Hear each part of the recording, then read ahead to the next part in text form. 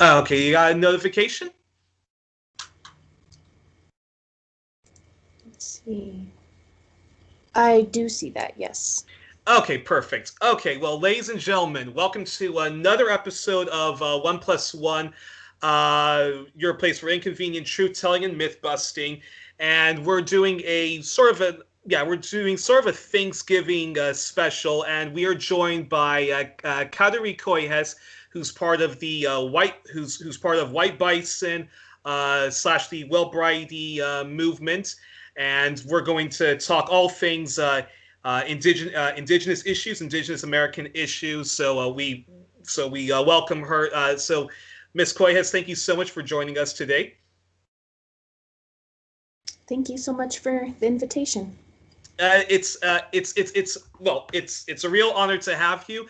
And so my first question is because we've just had Thanksgiving weekend in the United States. So the first question I would like to ask you is actually what is actually the real story of of Thanksgiving, because we're often given this sort of fairy tale version of Thanksgiving, but of course anyone who even reads elementary American history knows that Thanksgiving didn't really end well, and there's always that sort of inconvenient truth, which the which white America and wants to sort of push under the rug and sort of only adds as a footnote. Mhm. Well, one of the first things that I'd like to do is just introduce myself. Yes, go right ahead. Kulamasi, Kateri Koyas and Dinuithe, Mia Nia Maekanu. Hello, my name is Kateri Koyas and I'm from the Mohican Nation. And I am currently serving as the executive director of White Bison, which is a Native American nonprofit organization. We're based here out of Colorado Springs, and basically what we do is we provide culturally based programs and trainings and resources that are uh, primarily focused on prevention and recovery from alcohol and substance use. So it's a real honor to be here with you all today. And I will premise this by saying I am no historian, although, my background educationally is in history. But as far as, addressing the real history of Thanksgiving, what I will say is that, there's this premise that pilgrims and indigenous people came together, and it was the people from the Mayflower, and they came together to have this harmonious, feast, and that the indigenous people were helping the pilgrims, and they taught them how to plant corn, and all Mm-hmm. of these other ideologies. And while some of that, there is some truth behind it, there's also a lot that's not known about the time. And so this time in history, when the pilgrims came over on the Mayflower, this was not uh, con- the first contact. This was not it. And there had been already a history of indigenous people having contact with Europeans, and Mm-hmm. some of them had learned how to speak English by that time because of the contact that they had had. So there was a Wampanoag chief, and I guess kind of to build a little bit of context of the history, that the Wampanoags had developed an alliance with the colonists, and the main idea behind that is that the colonists, the native viewed that the colonists would be able to help them with defeating some of their enemies, which were some of the other surrounding tribes.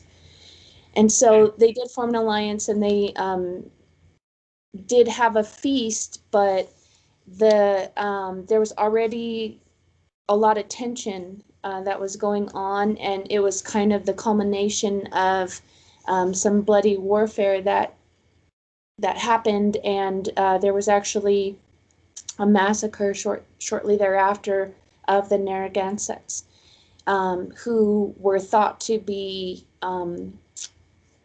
allowing the Wampanoags to come over in refuge. And so it was kind of like a preface to a history of really bloody warfare. It was the culmination to what they referred to as King Philip's War. And King Philip was actually a Wampanoag, and they gave him that name because of the friendly alliance. But his name was Smith-Comet. And These so, were and these were British settlers, right? British settler colonialists, right, right? right, that is correct. And so, that's just kind of the idea around it, is that especially up in, the Northeast, the tribes don't necessarily look at Thanksgiving Day as a happy day of unity and celebration and peace, because historically it was sort of a national day of mourning, Yeah. because of, you know, the colonization, I guess, that kind of occurred thereafter. So some tribes, they do still celebrate the day, but I don't think that it has the same meaning as some people within a more Christian-based ideology. And that's interesting that you mentioned that already. That already then there was already a sort of divide and conquer strategy that the colonialists were using because we often forget that that there was issues between different indigenous tribes, and so already back then the white Europeans were already sort of exploiting that then the whole divide and conquer strategy, which later was a detriment to all of the tribes. Right. And in as my understanding is that Europeans did already have a Thanksgiving, religious-based celebration, whereas indigenous people had a fall harvest. And so what they did is they spent, they had different ceremonies and celebrations that they would have with each of the new seasons. In the fall harvest, they would have ceremony to give thanks to the land, and they would harvest some of the crops and things like that that the land would give them. So they were giving thanks more to the land, whereas the colonials were giving thanks to their God, their Christian God. So Wow.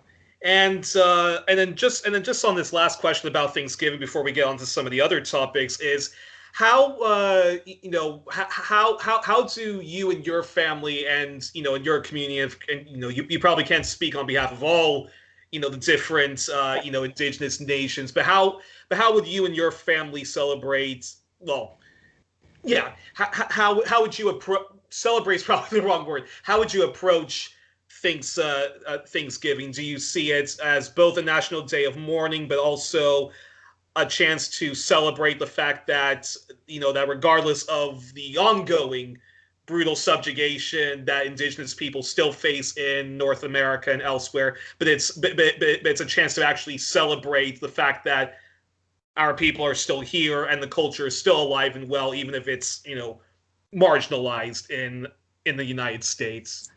I think that me and my family personally, like I said, I can only speak for my own personal self and my family, but I see it as an opportunity to be able to bring awareness to the culture and the resiliency of Indigenous people. I see that as an opportunity to have teachable moments and give people a little bit more insight and education into the cultural history, the rich cultural history that Indigenous people have, because it's not all bad.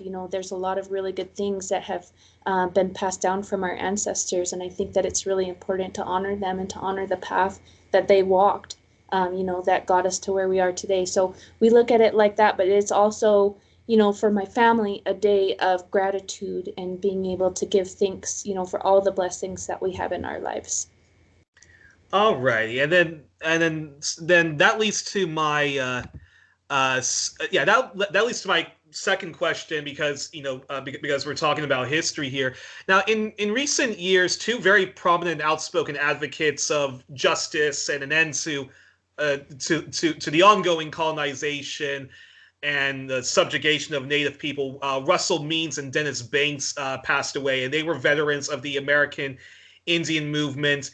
Do you have and the reason I bring their names up is because a lot of left leaning media and anti racist media didn't really commemorate on their legacy, and I was wondering if you have any thoughts on on the legacy of Russell Means and Dennis Banks and their contribution to the ongoing struggle against ending institutional racism that Native Americans suffer under.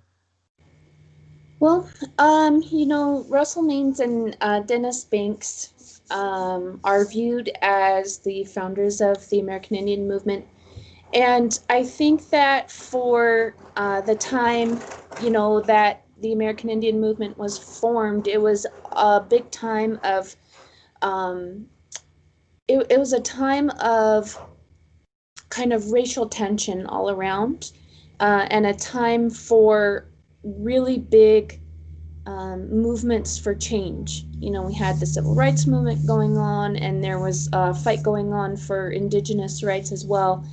And I think that for their time, that they were able to bring a lot of awareness to some of the issues that Indigenous people face and that needed to have change in a political climate.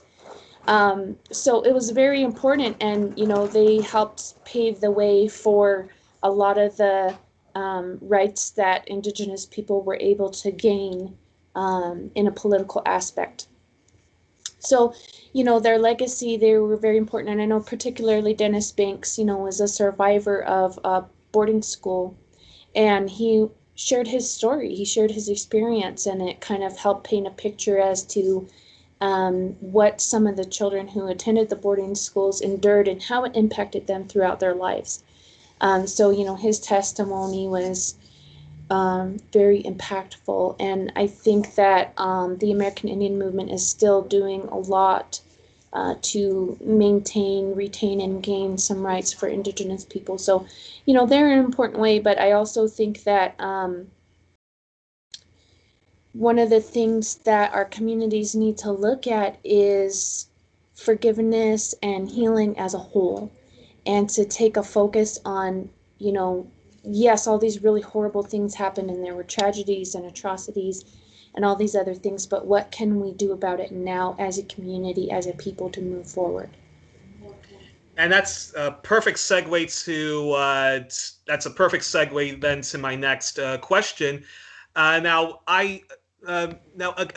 my Canadian audiences are certainly aware of the brutal residential boarding school programs in Canada.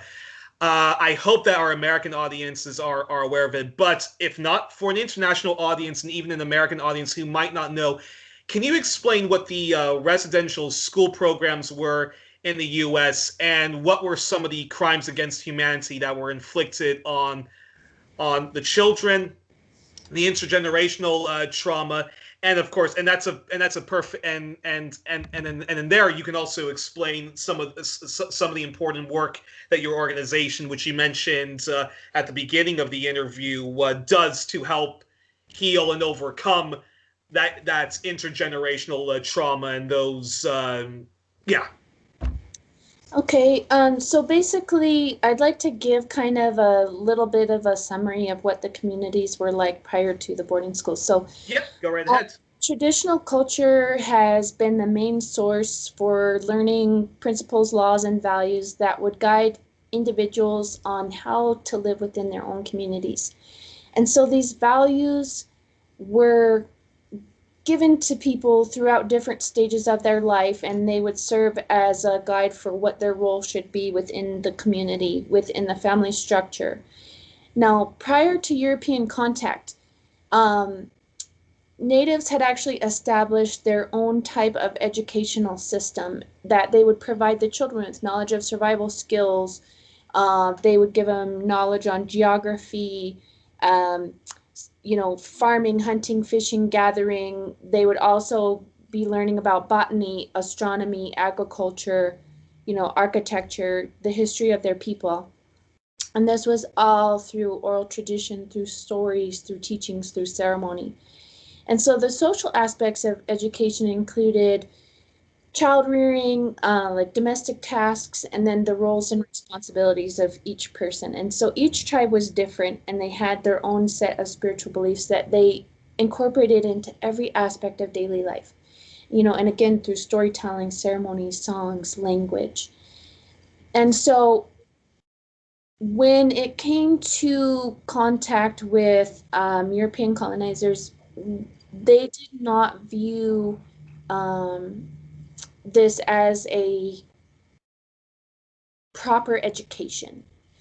And so there became this mandate that they felt that teaching them how to learn and how to speak and read and write the English language, and by teaching them about Christianity, was what they were supposed to do. So this early European American ideology about Native people sort of set the stage for government attitudes and policies that followed in the 18th and 19th centuries. So what happened is there was what's called the Second Great Awakening.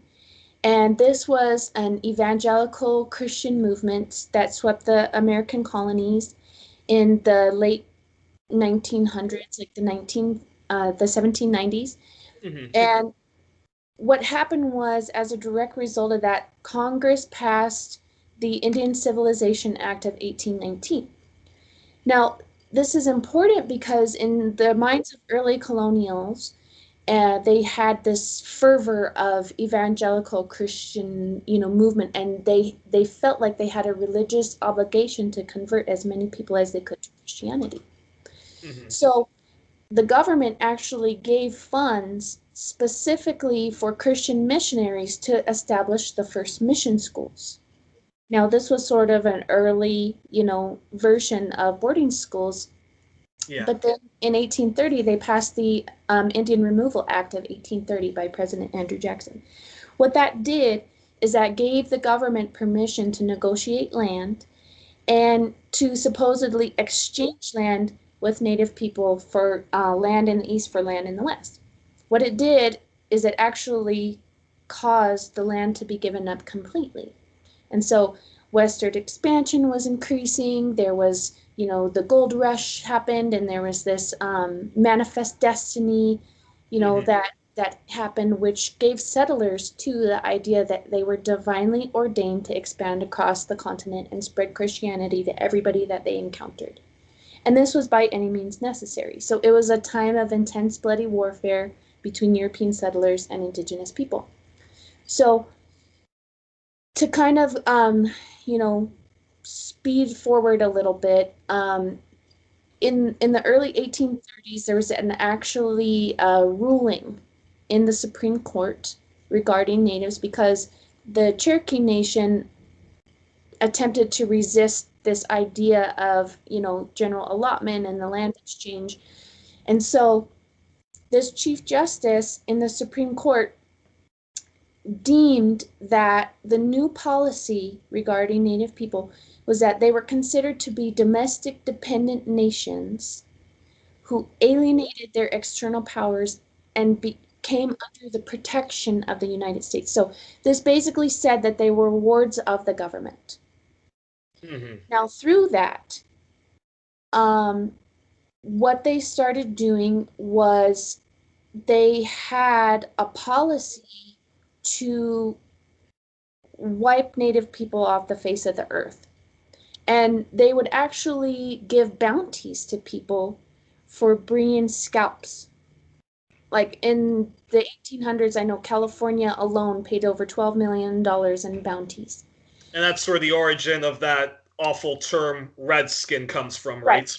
right, exactly. And so what they did is they had been completely focused on removal and annihilation, but what the government did is that they actually sat down and evaluated the cost of extermination versus trying to educate Native people and assimilate them into dominant culture.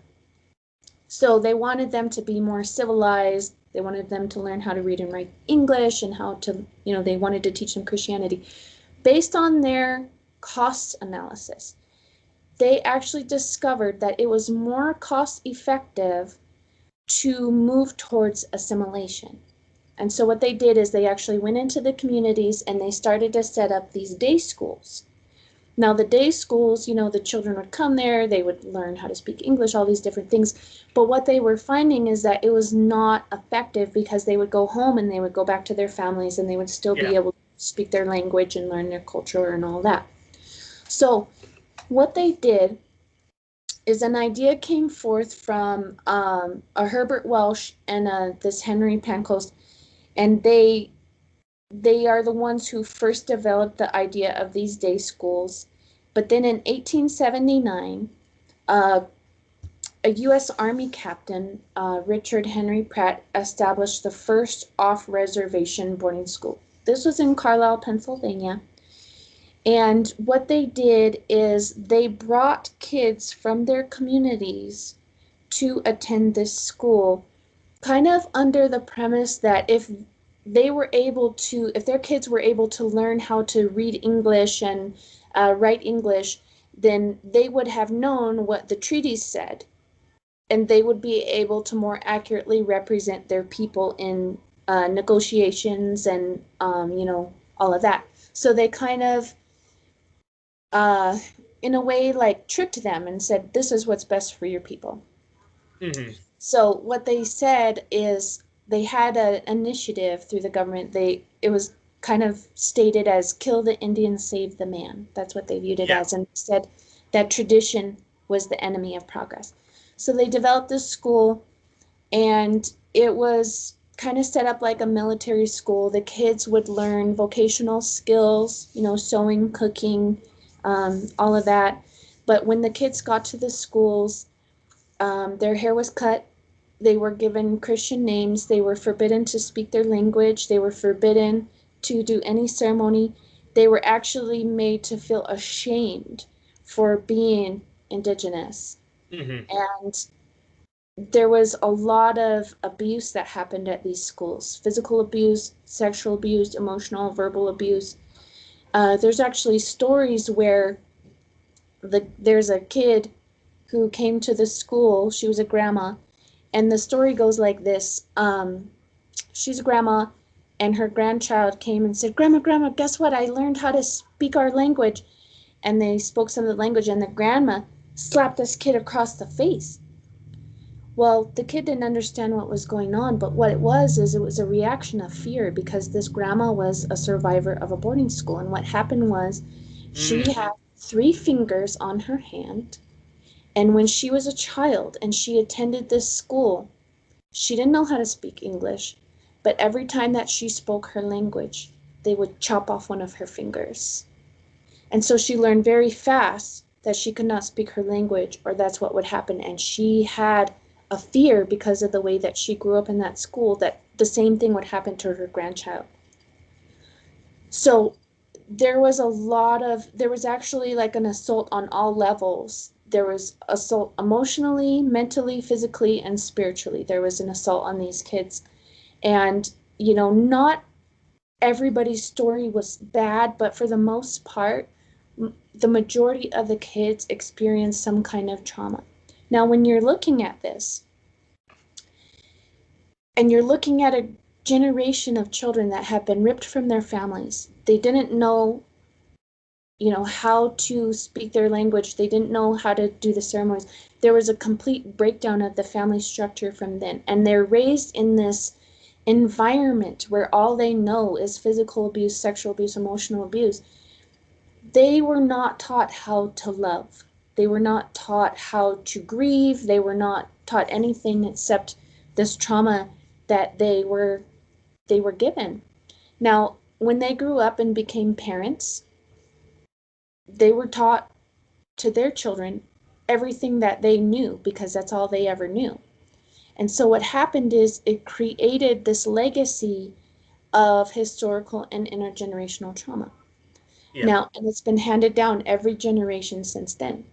Now, there's actually scientific data that has proven that trauma changes the epigenetic discourse of the DNA. So it is literally through the blood and the DNA handed down to their children. And so what happened was some of the children would fight to secretly hang on to the language and culture that they knew, but they would do it in secret. And so they had to endure a lot in order to carry that forward. And it was a very, very, very traumatic time that we can actually look at every issue that we see in our communities today as far as, alcohol, substance use, family violence, suicides, that can all actually be tied back to this time of these boarding schools, residential schools, mission schools, and it wasn't just here in the US, it was in Australia, it was in Canada, that the schools actually existed. But a lot of people aren't aware of this part of our history. So in 2009, we actually went on a journey and we traveled to about 24 different current and former Native boarding schools here in the US. And our goal was twofold. One, we wanted to bring awareness that these schools existed and give survivors an opportunity to tell their story, sometimes for the first time in their lives. And two, to spread the message of forgiveness and healing in our communities. And so we went around and we taped it and we created a documentary. And it's called the Wellbriety Movement Journey of Forgiveness. It's available for free on YouTube. Which I've seen, yeah, very moving. Yeah, and anybody can also write to us and we'll send you the DVD for free. So, and it gives people an idea of some of the atrocities that happened, and some of the terrible experiences that some of the kids did. But at the same time, we're looking at, bringing that message forth of healing in our communities, bringing that message of, forgiveness. In Canada, the government under Stephen Harper and the other major parties in Canada did formally apologize to the survivors of the residential school programs in Canada. In the U.S., has there ever been any formal apology? Not just for all of the atrocities and human rights abuses that Native people have suffered under, but has there ever been a formal apology for just the residential school programs itself? Yes. The President Barack Obama signed an apology resolution. I believe that it was in 2010. Mm-hmm. So the resolution originated in Congress and it passed in the Senate as a standalone legislation that fall. The House ended up adding the resolution to their version of defense bill in their conference, but it was generated from Senator Sam Brownback, who was from Kansas. And that's interesting because he's a pretty far right character. I did not know that. Yep. So he introduced the measure intending to have the government officially apologize for the boarding schools and to reaffirm the commitment to healing that the government has in establishing a better relationship and moving forward towards reconciliation. Now, I wouldn't say that the apology was issued publicly. But that's what I want to know. Like, was there ever a public apology like what Kevin Rudd did with the Stolen Generations, or what Stephen Harper did with the, yeah? No, not publicly, but it was passed through resolution. And when did this disgusting forced assimilation? When was the last residential school program actually closed? In the 1970s. Okay, in the 1970s. Wow, that's interesting because Canada, they were even still continuing that even in the 1980s. So that's interesting. Yeah. So mostly, I mean, it did kind of start to wane in the 1930s. but some of the boarding schools still exist. They do. Still exist. Some of them do still exist. But they have transformed, I guess. Like, for example, there's the Sherman Indian School in Riverside, California, but they're very good about incorporating culture into the school. But obviously no longer with the mission of forced assimilation and all of that. It is definitely more of a mission towards rejuvenation of culture and language. Yeah, and then it's astounding. And the first president that founded and oversaw the residential schools, was that Andrew Jackson or was that Abraham Lincoln? I believe that was under the Jackson administration. I believe. Okay. Wow. And then that leads then to my to yeah, that probably leads then to this question, which is well, I mean, well, actually, continuing on, because you actually answered most of the questions, so. but sort of continuing on with the whole residential, the whole residential school programs and the legacy of the human rights abuses, that Native Americans went under. Why do you feel in the U.S. there hasn't been more of a public outcry against all of the human rights abuses that Native Americans had to endure and still endure? Because I know because the reason why I asked that question is because I know with all of the mass protests that was going on against the state murder of George Floyd, we saw nationwide protests against institutional racism that Black people face under. In Canada, it was there was solidarity protests and then victims of institutional racism, both Black and Indigenous people, sort of merging together to speak out against Canada's institutional racism, and then across the globe, many immigrant communities, and in Australia and New Zealand, all Indigenous people and immigrants people, and all speaking out against the institutional racism they face under.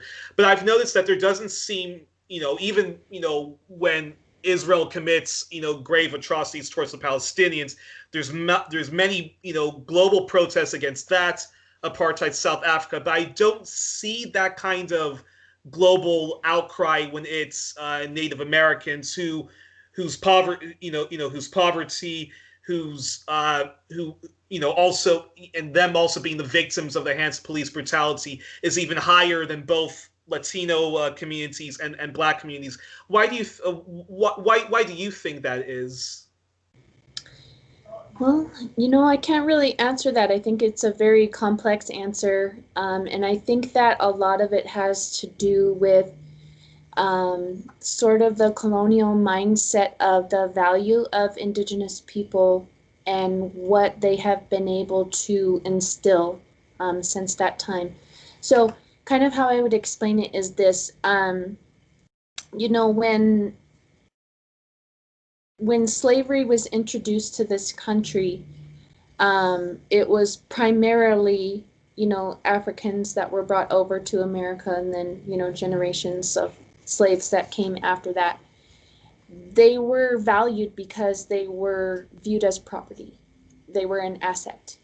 Whereas Indigenous people were not viewed that way and were not utilized that way. And so they were viewed more of like a pest, that you want to get rid of, or a weed that you want to kill. Mm-hmm. And so they weren't valued, and they were hunted, and they just wanted to eradicate them and exterminate them. And so there's kind of been this mindset since then that Indigenous people they're just not valued. And so I think that a lot of the issues that we see in our communities today as a whole double or triple that in Native communities. there's there's not even, spaces a lot of times when you look at identifying your own ethnicity on government forms. There's not a space, for Native American or American Indian. And I think that some of that is changing, and I think that's due to a lot of the hard work that our people are doing now with advocacy and, changing for policies and, speaking up for our people. But I do definitely think that it's a complex issue, and I do think that a lot of the issues that we're undergoing right now are not well known. And I think that, when we take a look at, for example, the issue around missing and murdered Indigenous women, that's not something that's well known. It's more familiar and more spoken about and, more widely discussed in Canada. And in a lot of ways, they are far ahead of us in terms of looking at reconciliation, in terms of bringing awareness to missing and murdered Indigenous women. They actually are working with the government on putting policies and things like that into place to help with that. And it's kind of newer, for this country now to even know that it happened. And I think that, a lot of times history is, you only get the account of the victorious, right? You don't get the account. Unfortunately. And so there's like an importance now to learn about the truth, right? We have to learn about the truth before we can do anything else about it, because sometimes you don't know what you don't know. And so now, we have to go and bring education and bring awareness, to these issues that Native communities face. And so, yes, there's high police brutality, there's high rates of suicide, there's high rates of sexual abuse, there's high rates of, addiction, people that are, suffering from addiction. And so, as far as like why it's not acknowledged, I can't really speak to that. But what I can say is that, in working with Indigenous communities, our efforts are geared towards bringing awareness in different ways, but it's always approached in a solution-focused, healing-oriented message and approach. Yeah, it's interesting. I mean, I cover Canadian topics a lot, and I go out of my way to try to myth bust that Canada is not the better version of the United States. However, but when it does come to the civil rights movement for First Nations people, Canada is in many ways much better than the United States, and that it's covered a lot, and that the Black Lives Matter movement there is now merging with the Indigenous Lives Matter, and many of the environmentalist movements are trying to help on the front line against a lot of these climate destructive policies with with pipelines. So yeah, I agree with you on that. And then actually on that topic, do you know what's the latest that's going on with the resistance to Standing Rock and the Keystone XL pipeline, in which Indigenous people again are on the front line of of fighting against environmental apartheid and destruction? Yeah, I'm not really familiar with the latest. The last that I had heard is that the Standing Rock tribe had won a ruling through the courts on about the pipeline and stopping the pipeline, the development of it. I'm not really sure what the latest is on it, and I just haven't been keeping up on it. But what I will say is, we work with a lot of First Nations communities in Canada as well, and I think that in terms of the government at least acknowledging some of the historical atrocities that have taken place, I think that is a really good start. But at the same time, their communities also still suffer with a lot of the same issues, as far as police brutality and the suicides and the rates of alcohol and substance use. So we have a lot of ground to cover, Yeah. a lot of work to do, but luckily there's a lot of really good resources, and most importantly, people that are out there, kind of working the front lines, so to speak, to help bring healing into their communities. And so, it's really important to honor them and the work that they're doing, and to acknowledge the fact that their work is making a difference, even if it's slow. So I just wanted to throw that in there, because there's a Yeah, lot. and actually, and I, you've mentioned twice already some of the work that White Bison does, and then I want you to tell our audience and tell any any indigenous community that is suffering from the intergenerational trauma of the theft of land, the brutal subjugation of their people, the residential school programs, and the still ongoing injustice. What are some of the solutions?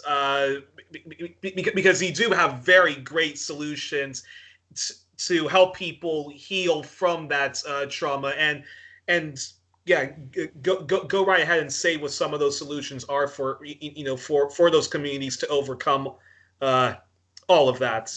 Oh, absolutely. So the first thing that I want to say and acknowledge is that I think that every person, from every walk of life at this point, we are all suffering from historical trauma in some form.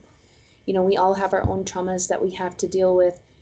And what I think is really wonderful about White Bison is we have such a breadth of different programs to offer. But I want to start with saying the Wellbriety movement is all inclusive. So we have this hoop, and it has 100 eagle feathers on it, and it has 4 colors: red, yellow, black, and white. And that is to represent the human race, right? So we say there's flowers, there's different kind of flowers. There's trees, there's different color trees. There's humans, there's different color humans. What you see here, this is what we call an earth suit, and we all have different earth suits that we wear, and that's okay because we're all children of the Creator. That's how we believe. So when we look at the programs that we have developed, we do take a culturally based approach. But what we do is we are all inclusive, and we provide a template, right? It's a core set of traditional teachings, principles, laws, values that we weave into every program that we have. But we say, you take this template and you take it back to your community and you make it your own. And you put in your own language and you put in your own ceremony into this program. Because the tribes are different, right? We have diversity even amongst our own tribes. So I think that's one of the reasons why we're able to reach any Indigenous community, because we say, here, take this template and you customize and tailor it. Now, the programs that we have to offer, we have a program for adult treatment and recovery called the Medicine Wheel in 12 Steps. We have one for men and one for women. Mm-hmm. We have youth treatment and recovery, called the Medicine Wheel in 12 Steps for Youth. We have youth prevention programs, Sons and Daughters of Tradition. We have programs that address whole family wellness, healthy fatherhood, healthy motherhood. We have programs that focus on re-entry back into the community from incarceration or treatment. We also have a program that focuses on healing from grief and trauma, especially historical and intergenerational trauma. So it's a really intense program. It's called Mending Broken Hearts. But what I would say is that it's a very foundational program for addressing the different issues that we see in our communities. So what we say is, when we look at alcohol, when we look at substance use, when we look at family violence, those are actually not the causes, they're symptoms. And what they are is they're symptoms of the intergenerational and historical trauma. So what it's important to do is acknowledge the lasting impact that the traumas have had in our communities, to start looking at how do we create space for intergenerational healing instead. And so how we do that is through these different programs that start to address some of the symptoms. But when, as a collective, they look at creating what we call a healing forest. So the analogy that we like to use is, let's just say, I'll give you two analogies. When we look at Wellbriety, it's being balanced mentally, emotionally, spiritually, and physically. It's about whole person wellness. So we say, let's just say you got a jerk and he's drinking, and all he does is quit drinking. Well, he's sober, but he's still a jerk. So we have to look at healing the whole person. And that's what the Wellbriety movement is about. It's about whole person healing. Now, we get all of our teachings from nature, right? So let's just say that you have this forest and it's really sick, and you take a tree out of that forest and you take it to the nursery and you give it all the sunshine and vitamins and nutrients and everything that it needs to become a healthy tree. And then you take that tree and you put it back in this sick forest. What do you think is going to happen to that tree? It's going to get sick again. And so we actually have to look at healing the whole entire forest. And so, when we look at our traditional communities, we say that there's a physical world that you can see, and there's a spiritual world that you cannot see. It's an unseen world. And so let's just say that, like, this is the ground and you're looking here and you can see all these different types of trees. And so you have like a normal tree, and you have a children tree, and you have a alcoholic tree, and you have a tree that's been, dealing with sexual abuse, and we have all these different trees, right? And this represents our communities. Well, what you can't see, and like, let's just say you cut the earth in half and you were looking at these different layers underneath the ground. Right now, the way that our communities are is they're rooted in anger and guilt and shame and fear. And this is what, they're growing up in. And so when we look at these programs that we have developed, we're looking at going back to our traditional culture and our teachings. And so we're looking at going back to a community that instead is rooted in ceremony and language and spirituality and teachings from our elders and, this family structure. And so that's kind of what we're looking at moving towards, creating this in the unseen world, being able to implement these different programs, and address the issues that we see. And so there's a lot of other ways to look at instilling this idea of intergenerational healing. Mm-hmm. And so, part of that is about seeking out the truth about the past. That's definitely going to be one part in our healing process, because you have to acknowledge it, right? You have to say it out loud. You have to let people understand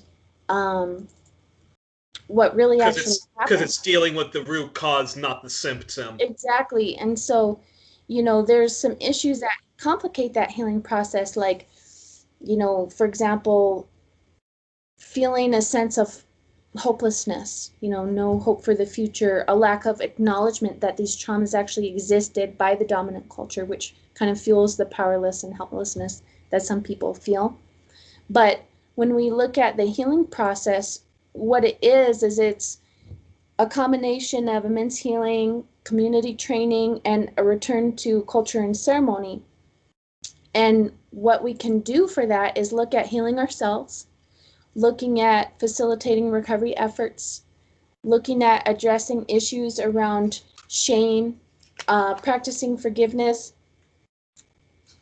helping to create healing spaces, creating this idea of a healing forest, advocacy through kind of developing legitimization, like a sense of people acknowledging what did happen, restoring pride in our culture and our language and our heritage and our identity. And those are all things that can help by creating these healing spaces. And so we have to include everybody in that healing process, everybody, and so what we talk about when it comes to this is it's going to take the whole village, so to speak. It's going to take the whole community. we have one message, but we have many different messengers. So that's going to be through mental health, behavioral health, through the school system, through our law enforcement, through, the community. It's going to take everybody coming together and making an effort, but it's possible. It's possible to create these healing spaces and, to create this healing forest. So one of the things that we do too is we kind of talk about a process for change, which we refer to as the 4 laws of change. And so the first teaching is change is from within. The second teaching says, in order for development to occur, it must be preceded by a vision. The third teaching says a great learning must occur. And then the fourth teaching is you must create a healing forest. So we talk about changes from within. So all permanent and lasting change starts on the inside and works its way out. And one of the teachings that we give is that every creature on earth has an innate knowledge of their own well-being. A salmon has an innate knowledge. It has like a blueprint inside on how to be a good salmon and what it has to do. The bear has that. Well, as humans, we also have an innate knowledge inside of ourselves on how to be a good human being. We have the innate knowledge of our own well-being. We have to make that choice, though. So it starts within us, and then what we say through that teaching is, first you set the goal, and then you see. You do not see first. So we talk about vision, right, and developing this vision. So you move towards and become like that what you think about. So are you developing this vision for, healthy leadership, healthy communities, through healthy young people? What are you moving towards? What are you thinking about? So the great learning, it takes place, our third law, it takes place through the whole cycle of life. So it includes everybody from baby, youth, adult, elder. And the way that it takes place is it starts with the individual, and then change moves into the family, and then into the community, and then into the nation. And so then the fourth law, the healing force that we kind of already talked about. So those are the processes for change that we talk about, and the programs that we have developed help to create these solutions and help to create these healing spaces. And then what we're hoping is, as more people begin to heal and more people get into recovery and more people, find kind of that wellness, that we are able to then create this legacy of intergenerational healing that will affect every generation after. So it's really important work, that we're doing. It's really important work, and we're not the only ones doing it. We're just one way. There's a lot of amazing resources that are out there that contribute to the healing and wellness of our communities, and so they have to be acknowledged and they have to be appreciated. So we have so much gratitude for the people that are out there working in the communities, and it's going to take collaboration and unity, and it's going to take a time of, in some ways patience, but what we've learned, throughout all of these historical atrocities that our people have endured is that they're also very resilient.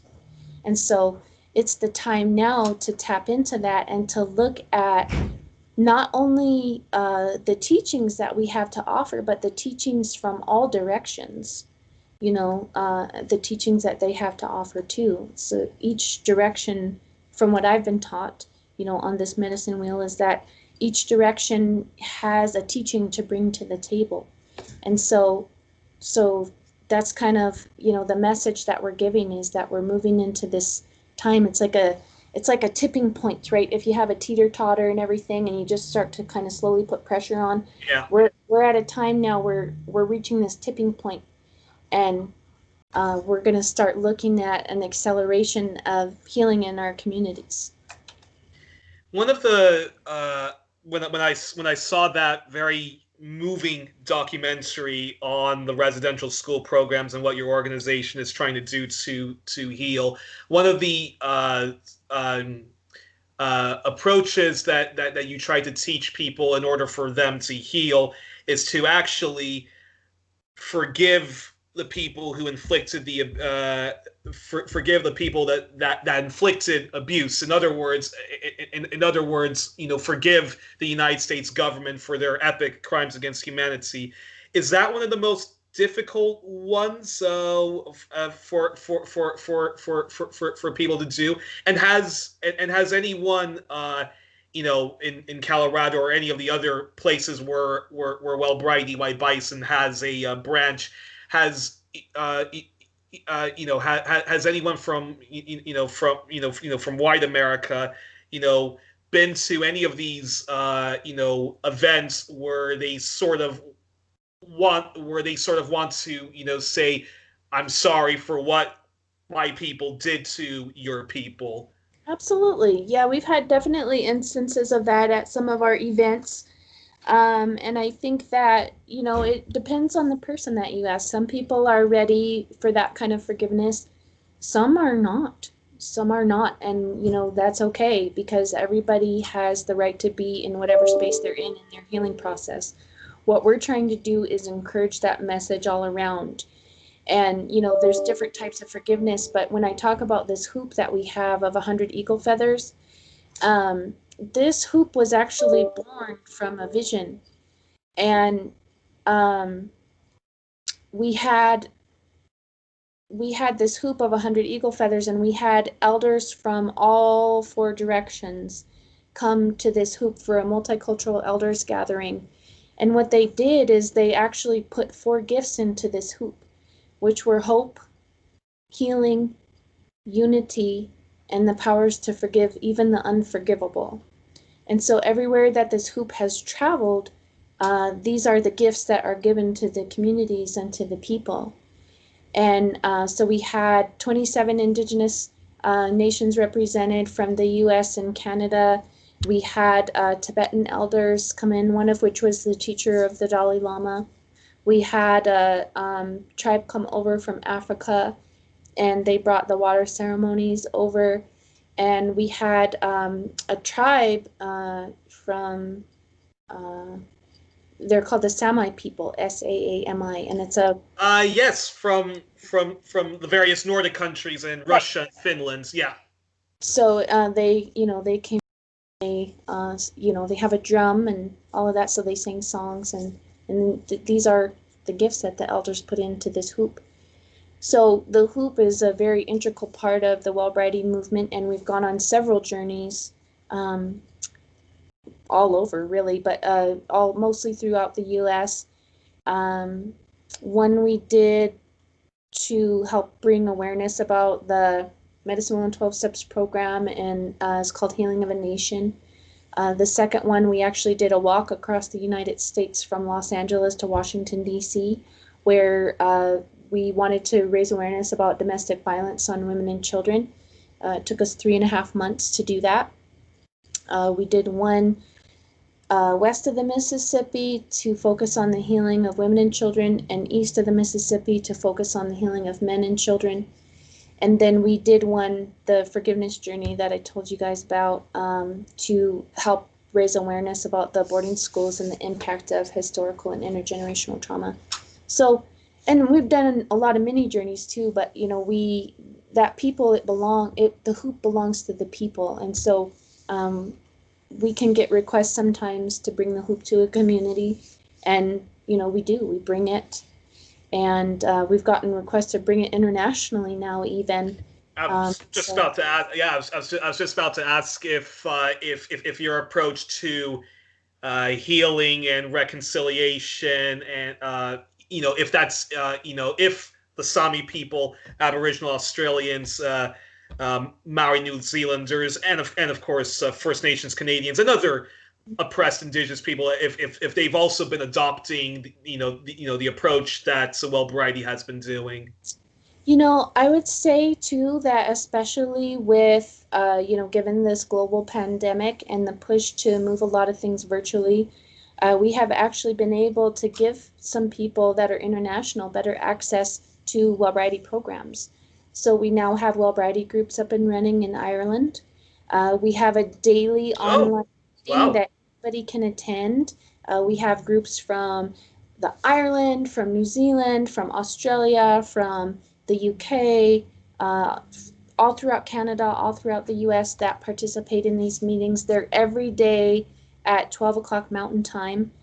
So you'll have to, transfer that into your own time zone, but everybody's welcome. We have pretty good group of about 40 people or so that attend on a daily basis. But again, we're all inclusive, and so we're working with some people in Australia to kind of take our concepts and then have them incorporate Aboriginal teachings and culture into it. So it's a growing movement, it really is.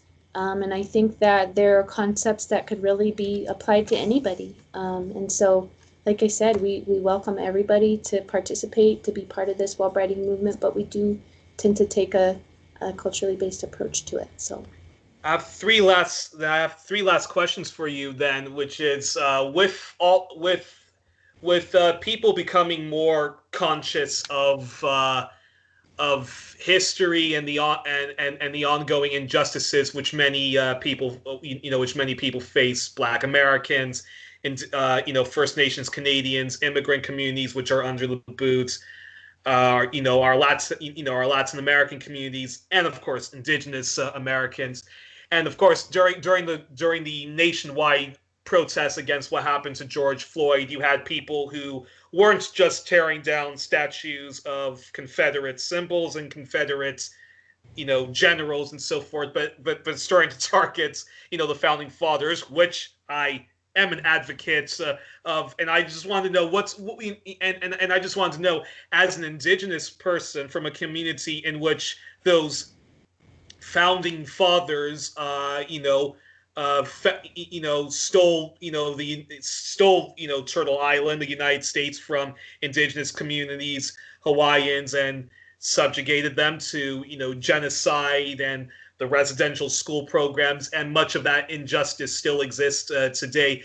Are you one of those advocates that we should take down not just the statues of Confederates, but also the founding fathers, Christopher Columbus, rename those places, or are you more, or do you think, well, if you're going to keep those statues, just put them in a museum where you explain everything about those historical figures rather than just, a lot of vandalism that's been taking place?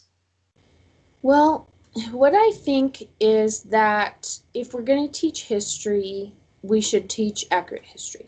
I think that needs to be acknowledged. Yes, there's dark times in our history, there is, but that needs to be acknowledged. And I think that it's important to, with this time and sort of, the changing climate of diversity and equity and inclusion right now that we're looking at, that it's important to take this time and to bring that awareness and to bring the education. I will never advocate for, violence.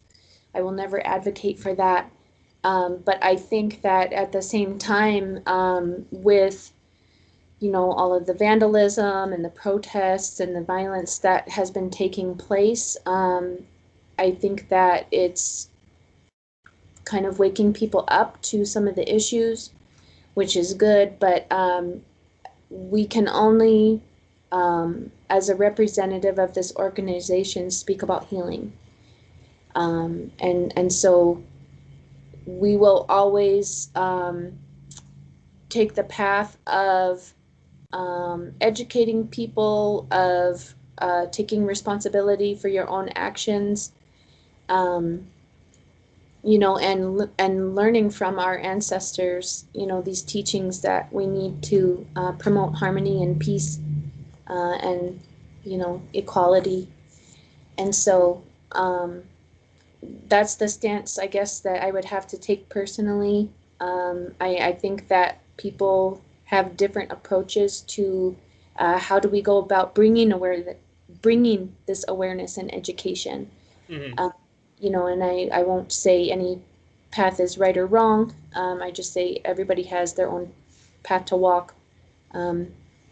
but personally we'll take a focus on what we've been doing through this Wellbriety movement, and that's bringing people and giving them access to these healing programs.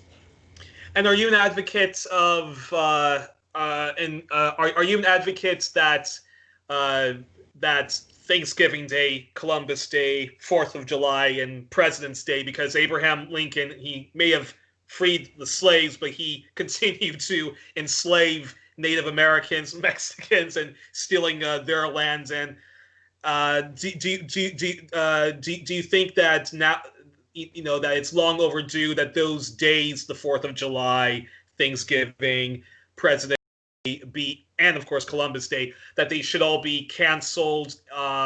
And we actually, and if we are going to celebrate those days, we celebrate the victims of white supremacy, and we actually celebrate Indigenous culture, because Indigenous culture is still here. Indigenous people are still here. They're not extinct. They've not been wiped out. Some of them have, yes, but not all of them. But that we should actually celebrate them and just take a time to also just like, okay, if we're, yes, you can say that, the founding fathers founded da da da da da. Abraham Lincoln did this good, but also just acknowledge that they also did uh, a lot of evil, a lot of evil things. I think that it's important to, lift this veil of historical inaccuracy. I think that's important, and I definitely think that we should be taking those opportunities to correct that lens. And I definitely think that those times could be good times to do that. I won't say, oh, we should cancel these holidays, but what I will say is that we should talk about the truth behind them and what they really represent. And yes, to celebrate the fact that, despite many, many attempts for full eradication and assimilation, that in a lot of ways, Indigenous culture is going strong and is resilient and is actually, being taught more and more. We have a lot of communities now that are starting to incorporate their language into the elementary schools, and teaching people how to speak. So there's a lot of efforts that are going on for cultural revitalization. And I think that that's important to take a focus on that, to celebrate, our rich culture and our rich history, as I said, that yes, some of it was dark, but there's also, this idea of how our people are resilient. And I think that, Columbus Day and a lot, in particular, in a lot of places are starting to become recognized as Indigenous Peoples Day, which is great.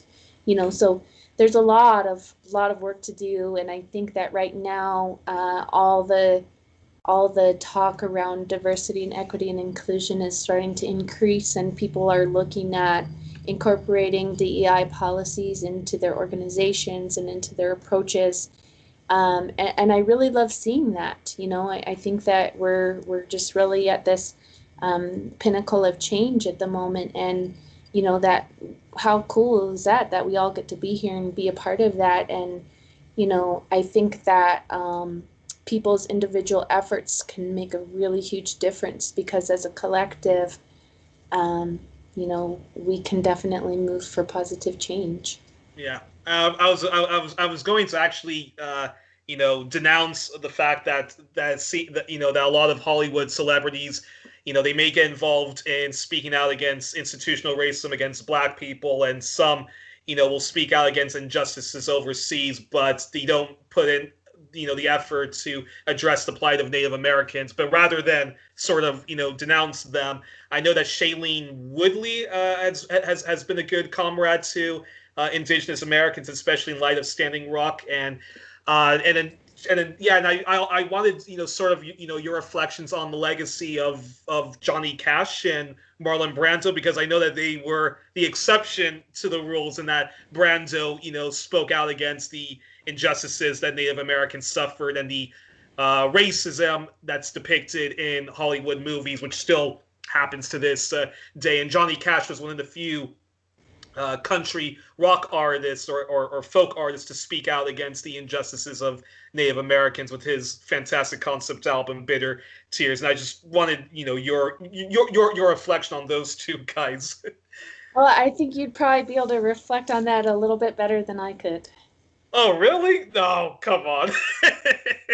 Yeah, but we're appreciative, and I think that right now a lot of the talk has been about there are people that can go and walk in different spaces, that their voices can be heard in different ways. And so we talk about allies, and we talk about advocates for anti-racism and things like that. There's a lot of people that we need, and I think that because of the fact that people can represent those in different spaces, that we need everybody. And so we're grateful for the ones that do, but it has to become more normalized to have these discussions around anti-racism, because it's not enough to just not be one, right? You can't be silent about it anymore. So that to me just says, your silence is approval, and we have to have this dialogue around anti-racism to be against that and to advocate for that. And it's the same, for some of the issues that we're looking at, such as like domestic violence in our communities. We can't be silent about those issues anymore. We can't be silent about sexual abuse. We can't be silent about trying to help people that are facing issues around substance use and alcohol. We can't be silent about those things. So, part of our role now is that we have to speak up, and we have to speak against when people are doing wrong. And again, it's going to take the collective to do that. And then the final thing I'll just say is, to anyone who who is getting involved in the anti-racism community, I would just say, to definitely get involved, start their own organization, a Native American Indigenous solidarity organization, and start, your own movements to address all of those grievances and join this ongoing struggle to overthrow white supremacy and and the global imperial order. I know John Pilger, a journalist I really admire, who speaks out a lot against the plight of Aboriginal people. Once said that nothing will change until we start to right the wrongs of the bloody past, and until we give back their nationhood, we can never claim our own. That, in other words, like, we cannot call ourselves, a free society, an independent society, let alone a multicultural society, and still have the injustices of Native Americans continue, right? Well, yeah, and I think that it's important that people who want to be part of the healing, if you don't know how, ask. Ask how you can support, ask how you can, be an ally, ask people in the local community, what you can do to help. And I think that would be a really great first step. Alrighty. Well, until then, because I believe it's afternoon for you now in Colorado, right? All right. Well, I'm not gonna, I'm not gonna take up too much more of your time, but I just want to say, Miss Kateri Coyhis, it was a real honor to have you come on 1+1. I'll make sure to send you the links and also have the appropriate links so that people can watch the documentaries and also the links to your organization if people want to get in touch. And again, I just want to say that it was a real honor to speak to you. Been wanting to cover Native American issues and actually talk with Indigenous people directly themselves, as opposed to somebody who does speak out and somebody who is aware of the injustice. But it's important to hear to hear your voices. And again, I just want to say it was a real honor. I hope that this will be the first of many conversations, and that we can have and that we can invite you on, not just when it is Thanksgiving Day, the 4th of July, or anything like that, but just just any time your organization has a campaign, definitely feel free to contact me, and I would love to have you or any representative back on. Well, Anushik, thank you very much, for the opportunity to come share a little bit about what White Bison does. That's probably my life's greatest passion. So anytime that I get an opportunity to speak about the Wellbriety movement, I'm happy to do so. Anybody who wants to learn more information can always go to our website at www.whitebison.org or reach out to us via email, info@whitebison.org, or to contact our office I'll give you our toll-free number, which is 866, it's 877-871-1495. Again, thank you so much for the opportunity to come and share, and we hope to be connected with you, and welcome any questions or requests for additional information. Definitely, it would be an honor to have you on, and best of luck in the ongoing struggle. I certainly hope I live to see the day where the Jim Crow, where the Jim Crow and the Manifest Destiny and all of that, and all those colonial white supremacist attitudes are dismantled. Hope I live to see the day, but until then, I'm going to wish you a very good afternoon. I look forward to having you back on in the future, and again, thanks so much for joining me today. Thank you.